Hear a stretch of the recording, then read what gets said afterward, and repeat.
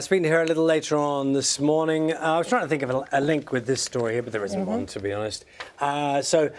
According to Current Biology, which is a magazine, Rachel, which is involved in science-based things, nearly 1 in 20 people experience nightmares at least once a week.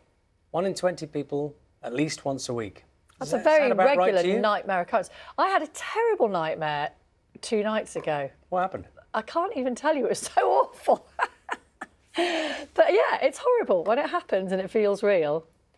Well, maybe now's the time to... No. I've already... If you talk about it... got it off my chest and through my system. Sure? I don't want to go back to it. Well, if it's recurring, this thing here, so you're wondering what these people are wearing, aren't you? Yeah. So you see they've got kind of bands on their head. Right. So the way this therapy works is that they find people who have recurring nightmares, and they have to be recurring nightmares, and they get them to think about a positive ending.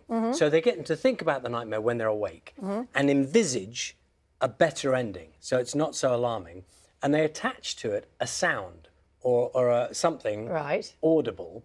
And then this little contraption here, that's kind of like a band across the head, when they're asleep and the thing detects the eye movement, which means they're having dream stroke nightmare. Okay.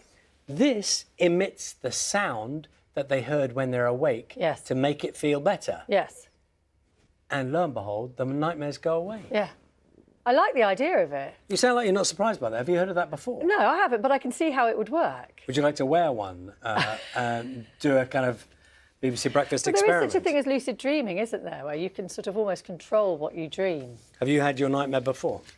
The same one? Actually, yeah. How often? Let's not go into it here, OK? I'm just trying to put it to one side. I'm just trying to help. I tell you what I do need in order... We actually all want to know.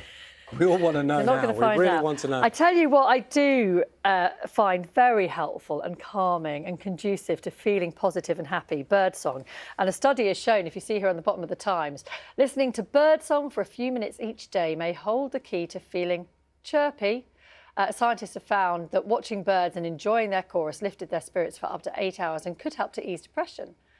I think, didn't Radio 4 do some kind of birdsong tweet of the day for a while? So, yeah, maybe we can play some birdsong for our barely awake audience as they emerge from their nightmares this morning. Did it involve birds? Did what involve birds? Not the nightmare. Oh, my God, just let it lie. Okay.